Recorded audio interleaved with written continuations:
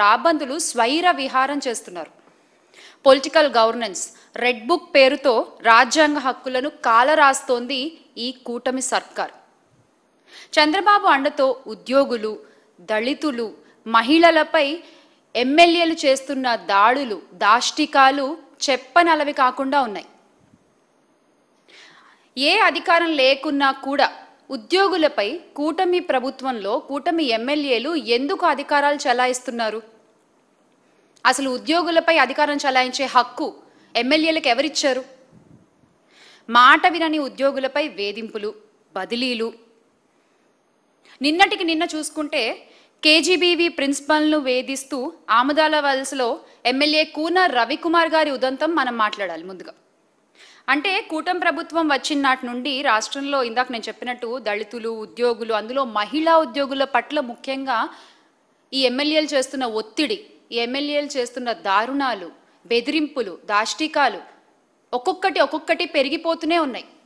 ఆ బాధితురాలు, ఆ కేజీబీవీ ప్రిన్సిపల్ సౌమ్య గారి మాటలు వింటే, అంటే రాత్రి 10:30 తర్వాత కూడా కార్యాలయానికి పిలిపించుకుని పనుల సాకుతో, పనుల వంకతో ఆవిడ్ని అక్కడే ఉంచుకుంటూ, ఇదేంటి అని ప్రశ్నిస్తే ఆవిడ్ని బెదిరిస్తూ, వాళ్ళ అనుచరులను ఇంటికి పంపించి, ఏం చేద్దామని అర్ధరాత్రులు వీడియో కాల్స్ చేస్తూ,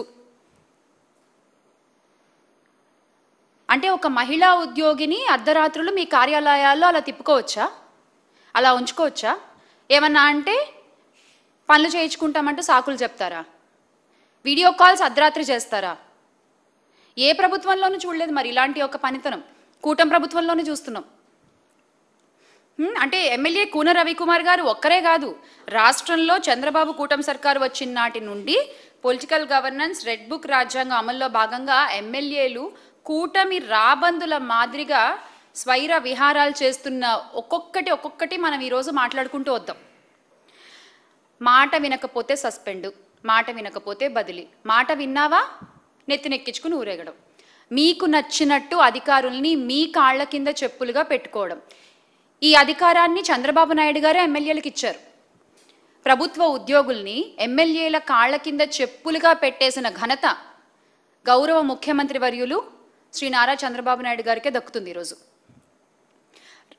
రేషన్ కార్డ్ దగ్గర నుంచి ఈ రోజున రాష్ట్రంలో ఏ అర్జీ పెట్టుకోవాలన్నా కూడా మహిళలు ఎమ్మెల్యేల దగ్గరికి, వాళ్ళ సంబంధిత అనుచరుల దగ్గరికి వెళ్ళి మొరపెట్టుకోవాల్సిన పరిస్థితి. ఇలాంటి పరిస్థితి ఇంతకు ముందు జరిగిందా? ఇంతకు ముందు ఉందా?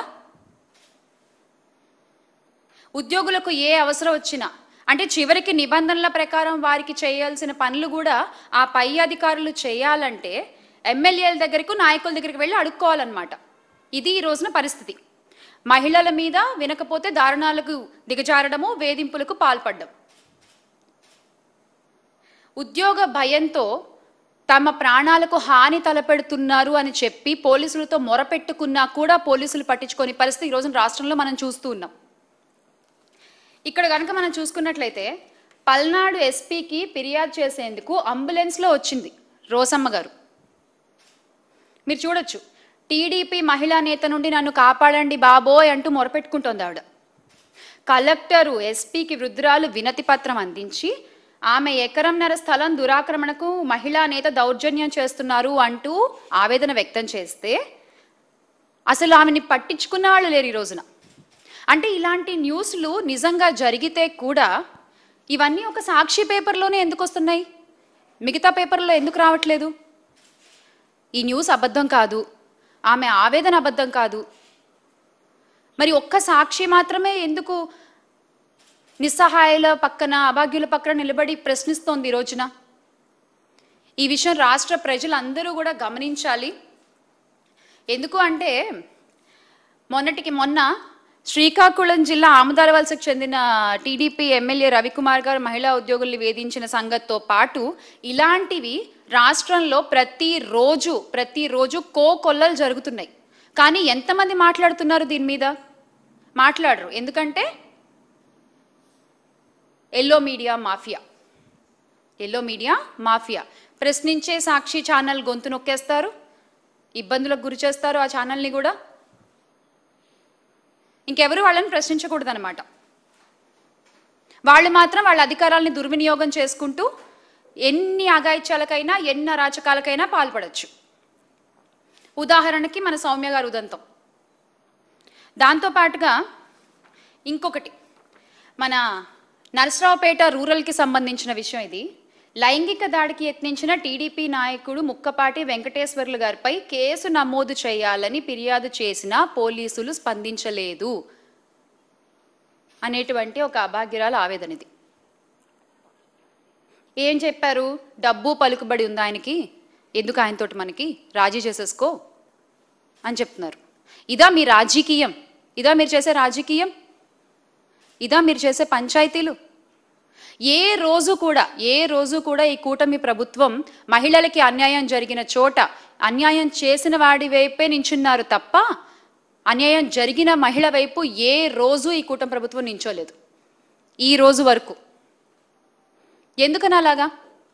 ఏమన్నా అంటే పంచాయతీలు చేయడము, వాళ్ళ నాయకులకి సపోర్ట్గా వాళ్ళ నాయకుల పిల్లల్ని సపోర్ట్ చేసుకుంటూ ఏదో అక్కడికి సర్దేసి ఆ కేసులు మూయించేసాడు. ఇదే జరుగుతూ వస్తుంది గత సంవత్సర కాలంగా. ఏమన్నా అంటే మళ్ళీ మహిళలే మాకు అందరికంటే ఎక్కువ అంటూ మాట్లాడతారు. మరి ఈ రోజున గౌరవ ఉప ముఖ్యమంత్రి గారు పీపీపీ గారు పవన్ కళ్యాణ్ గారు ఎందుకు బయటకు వచ్చి మాట్లాడట్లేదు? ఎందుకు ప్రశ్నించట్లేదు జరుగుతున్న అన్యాయాల గురించి? మహిళల బాధ్యత మీది అన్నారు కదా, ఎక్కడుంది మీ బాధ్యత?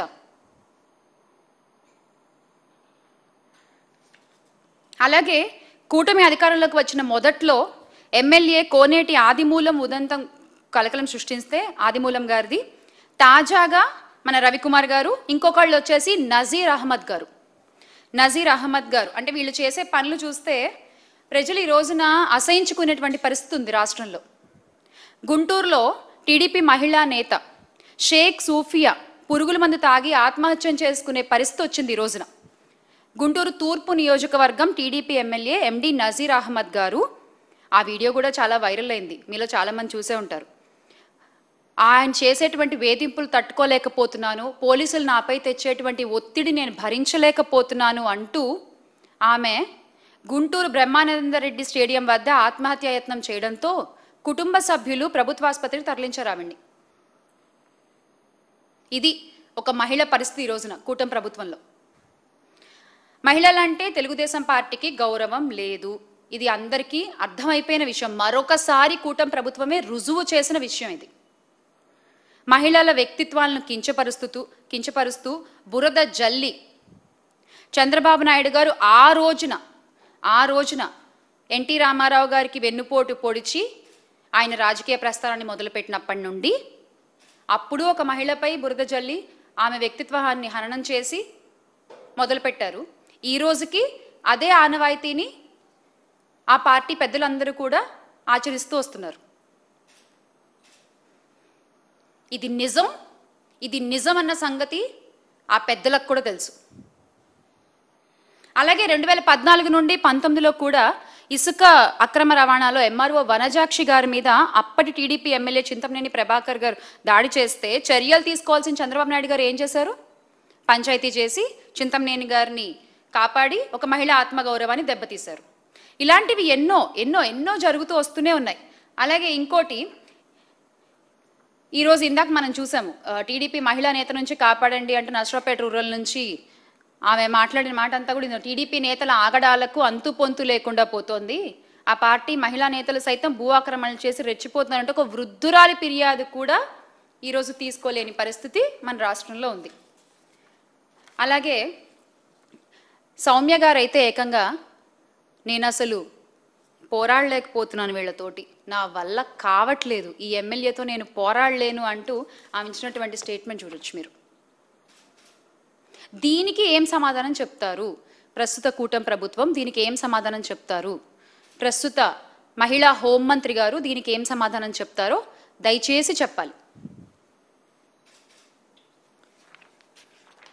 ఇంకొకటి అంటే అప్పుడెప్పుడో బాలకృష్ణ గారు ఒక మాట అన్నారు, ఆడవాళ్ళు కనిపిస్తే ముద్దైనా పెట్టాలి, తల్లిని అన్నా చేయాలని. నేను ఇంకా చాలా పాలిష్డ్గా చెప్తున్నాను ఆ మాటని. తల్లిని అన్నా చేయాలి అంటూ ఆయన మాట్లాడిన మాటల్ని కూటమి నేతలు చాలా సీరియస్గా తీసుకున్నట్టున్నారు. ప్రతి ఒక్కళ్ళు ఈ రోజున అధికారంలోకి వచ్చిన దగ్గర నుంచి అదే పనిలో ఉన్నారు. ఎస్, అందుకు ప్రూఫ్ ఇగో ఇంకొకటి. టీడీపీ ఎమ్మెల్యేల లీలలు, ముద్దుల ముచ్చట, అర్ధరాత్రి వీడియో కాల్స్, మాట వినకపోతే బెదిరింపులు బదిలీలు. ఇలా ఉంది ఈ రోజున రాష్ట్రంలో పరిస్థితి. అదే గత ప్రభుత్వంలో తీసుకున్నట్లయితే వైఎస్ జగన్మోహన్ రెడ్డి గారు ముఖ్యమంత్రిగా ఉన్నప్పుడు ఏ ఆడపిల్ల, ఆ ఆడపిల్ల స్కూల్కి వెళ్ళే పిల్లైనా, ఉద్యోగం చేసే మహిళైనా, ప్రభుత్వ ఉద్యోగంలో ఉన్న మహిళైనా, ఇంట్లో వంట చేసుకునే అమ్మైనా, అవ్వైనా సరే ఎవరైనా తన ఫోన్లో ఒక యాప్ ఉంటే, ఒక దిశ యాప్ ఉంటే, ఆ ఫోన్ ఇలా షేక్ చేసినా సరే ఆ కంప్లైంట్ లొకేషన్ అన్నీ వెళ్ళిపోయి ఇమ్మీడియట్గా పోలీసులు వచ్చి యాక్షన్స్ తీసుకునే పరిస్థితి మనం చూసాం.